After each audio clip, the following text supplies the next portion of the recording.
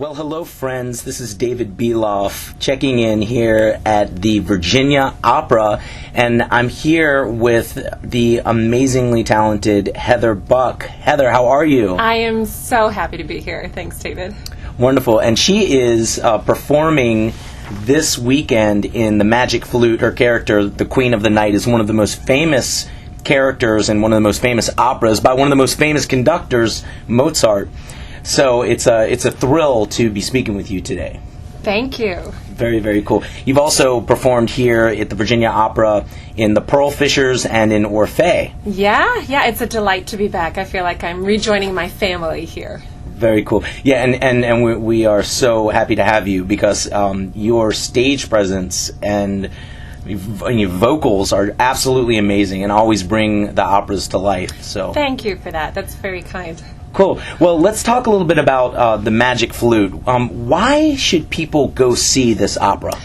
I feel like The Magic Flute is such a beautiful piece of work in itself. It's a little bit odd in the sense that it's very symbolic rather than a straight story necessarily from the beginning to the end, like a fairy tale. But it has fairy tale elements in it, and the way that this director has approached it, you enter a dream world, and everything in a dream world is so surreal. It's very difficult to process symbolism and relationships. And I think he does a great job in this, bringing everything together in this really interesting cycle of a dream of self-realization. Tamino, this prince, goes out on a quest. He meets Pamina, the beautiful young princess. The queen, myself, gets involved, and I'm woefully misunderstood, perhaps, and misguided. The queen wants power now. And it's too bad she's always looked at as being very evil. I feel like she's more misguided than evil. And she has some pretty amazing fireworks to sing along her journey. Right, yes, and one of those fireworks is one of the most famous arias in opera. And could you explain to me what that opera is all about and why it's so hard and so famous? The aria in question is the Vengeance aria, and it is when the queen comes in the second act, and she has this dagger, and she says to Pamina, "You must help me reclaim my power. You're such a bad daughter. Go kill this guy." And Pamina is very good, and she says, "I couldn't possibly." And so the queen goes into a 2-year-old tantrum. "You must do it. You must do it. And if you don't, I will disown you forever." And she has this run of staccato arpeggios, which is frightfully difficult in a way. The highest note is a high F above high C. Not everyone can hit that note, and so it's one of those gymnastic events. It's like looking at an Olympic person doing a magnificent pole vault, hearing someone do a pole vault. She has to hit 4 Fs in a row in that particular run, and things. If you have a singer who's got her wits about her, she can do them. Sometimes the stars align in a way that things don't always work out. Right. But it's a very exciting aria. So it's full of fire, full of anger, full of all these seething volcanic emotions, and it's very exciting to sing. I find it's I get off stage and I'm like, oh, I can't believe that went okay. Hopefully it goes okay. It's just one of those really fun gymnastic events. You end and there's an adrenaline rush. Hopefully the audience feels an adrenaline rush, and I always feel an adrenaline rush when I leave. Yeah. I felt it when I photographed you the other night during the dress rehearsal. Oh, good. It was very very cool, very intense moment. And I have to ask, when you're playing the Queen of the Night, what's going through your mind when you're on stage and you're in that electrical moment? Yeah, you know what? It's interesting. Being on stage, you have to, as a singer, you have to balance the technical with the expressive, the emotionally expressive. So in the rehearsal process, you push it too far one way, you push it too far another way, and you find this balance. So as I'm singing the role, I constantly think, what is my what is my intent for this one phrase, this one sentence, and how do I do it that I can still maintain the integrity of my instrument without screaming? No one wants to hear "wah" on the opera stage. They'd rather hear "oh," something like that, which is a lot more. It's a lot prettier. Good. Yeah. And if you can make that kind of emotional connection still through proper technique, then it becomes very exciting for an audience. Very cool. Well, so I have to also ask. I want to learn more about you as a person, and ask you a few questions about yourself. Describe your upbringing. I'm one of 4 children, and the second daughter, and then there are 2 boys under who were born after me, and all of us, in terms of music, we were all. I always jokingly say we were all chained to the piano bench from kindergarten through 12th grade. So we all took music. Music was really important in my family life. And then we all took piano. We all took different instruments. I took clarinet, and I was horrible. So the world is a happier place without me honking away on that poor instrument. And music was a part of our life in a very natural way. The way that some people do sports, we just went off to the music school and did sight singing and theory and music history after school, in addition to doing our homework. And so music has always been really an ordinary part of my family, but a very exciting way of bringing the entire family together. And I feel very lucky to have been able to pursue it later on and have people actually listen to me. Sometimes people have a passion, and they may not necessarily have the gift that goes along with that passion. So I feel very lucky that people have been able to say, yeah, we really like how you sing, and it's a magical thing to be able to open your mouth and feel like you can embody vocally another character, another human's journey, another human's struggles and triumphs. Right. And so how did you get into the opera world? It was almost accidental. When we moved to New York, I was 10 years old, and my parents took us to Broadway shows. So we saw 42nd Street, all the standards, the old ones, 42nd Street, Showboat, Porgy and Bess, all this marvelous music. And my parents always bought the LP, the big old record, because this was back in the dark ages. Yeah. Vinyl, baby. And we would put the records on, and everyone would just dance and sing, and we'd dance so hard that we made the records skip. And I thought it was the best thing in the entire world. I had never seen live opera. And when I was 14, I asked my parents if I could take voice lessons. And the teacher I had was marvelous. She gave me old Italian arias, songs and arias to sing. So I was singing things like "O Sole Mio," "O Sole Mio." You think of Pavarotti doing that. Right. And I just started thinking, wow, this music is pretty incredible. There's for me, I felt more depth of emotion, depth of feeling in the melodic lines, in the harmonic language, than I felt in the Broadway, which I still think is pretty incredible. Broadway's awesome. But I went down this other path, and I fell in love. I fell in love with opera. Excellent. And thank goodness you're working regularly in the opera business, and we expect so many big things from you in the future, too. Who knows where this wonderful career is going to go.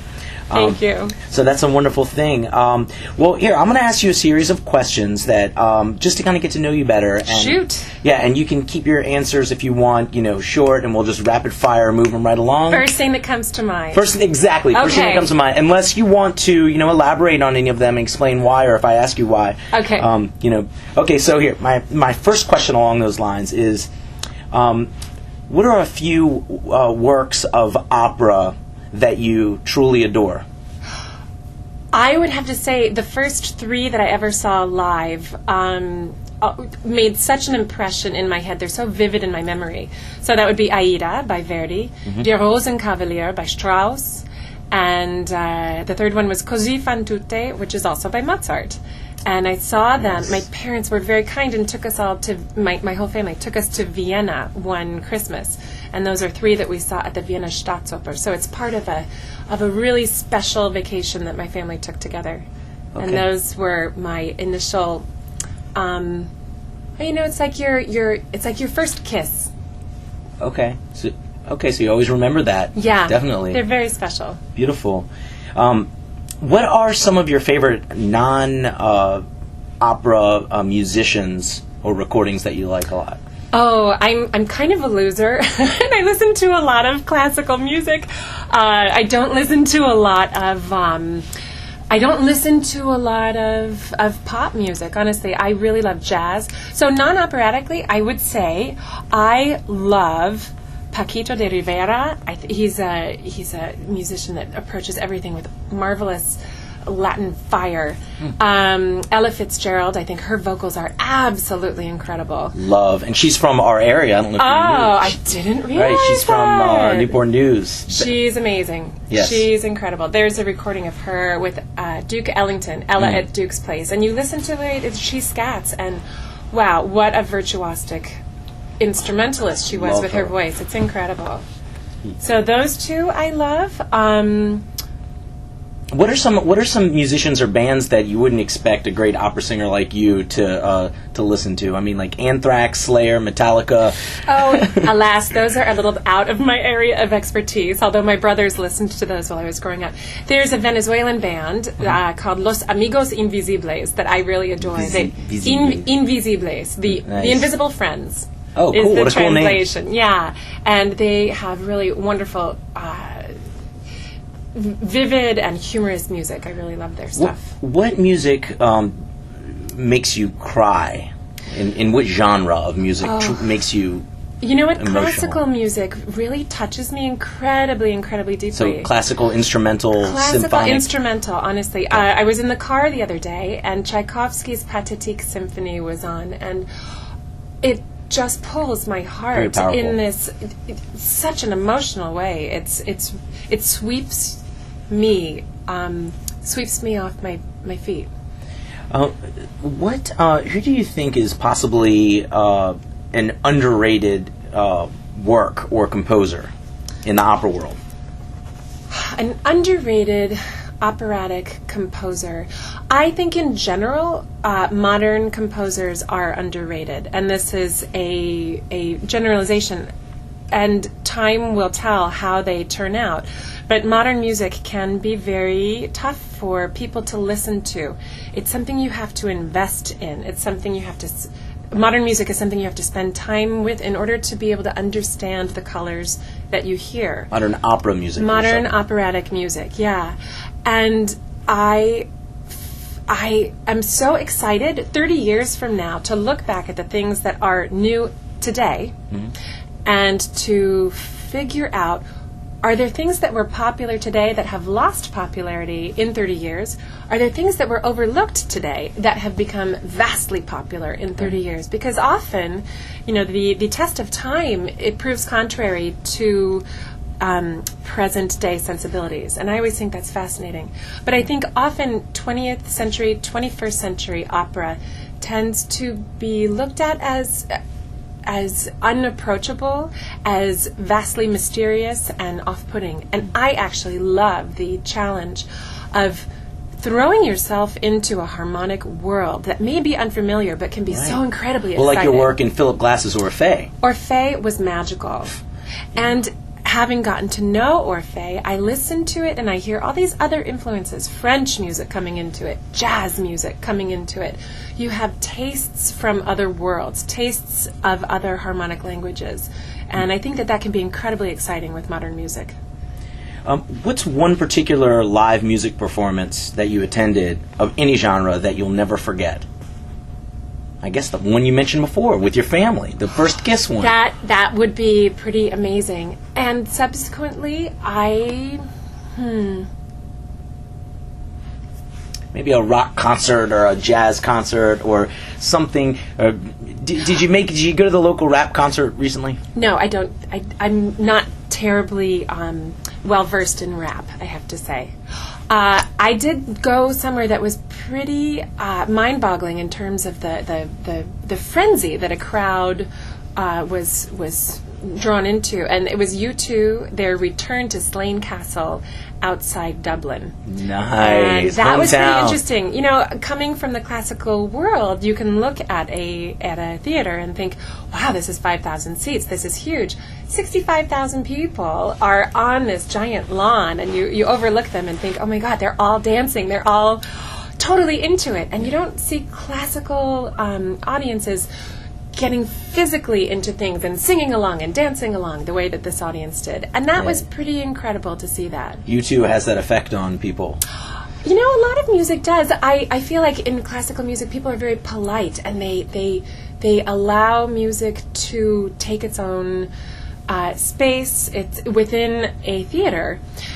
And it's kind of amazing. Sometimes when you play classical music for children, you see them with what is perceived to be impolite reaction. They get up and they dance. They get up and they're like, wow, that was awesome. Right, yeah. Wow, that was loud. You know, sometimes when I have sung for kids in a room and I hit these high Fs, they go, wow, how did you do that? Were you wearing a microphone? You know, things like that. And when you get that kind of reaction from people, it brings a different kind of excitement into classical. Yeah, and I think we saw that when you did the Opera in the Park event about a year ago that Virginia Opera hosted, and there were children in the front, right in front of the stage, dancing around to opera, while all the older people are, you know, sipping their wine in the park. Yeah, such a great event that you guys do every year. That's a wonderful event here, and it's amazing to see so many people show up for it. In the audience, and to see people approach that concert with love and with you know, an expectation for just a really wonderful and relaxed evening. Right. And seeing these kids as I'm singing, I think I was singing Juliet's Waltz, seeing them waltzing in circles, I just thought, this is what it's about. And to get the younger generation, you know, hip on opera is such a great thing, you know, because it's just been around for so long, and it's important that we perpetuate that. Yeah. So, yeah. It's one of the foundations. You know, if you think about classical music as something that has helped bring music where it is today, yes, absolutely. It's important to show kids, you know, these are some of the building blocks, and building blocks don't have to be fuddy-duddy. It's really exciting, valid, awesome music. And make sure that you go see The Magic Flute by Virginia Opera tonight at the Sandler Center in Virginia Beach. That's November 15th. It's also playing at the Sandler Center on the 17th. It's also playing in Richmond, November 22nd and 24th. And it's playing in Fairfax, December 6th and 7th. You can purchase your tickets at vaopera.org. That's vaopera.org.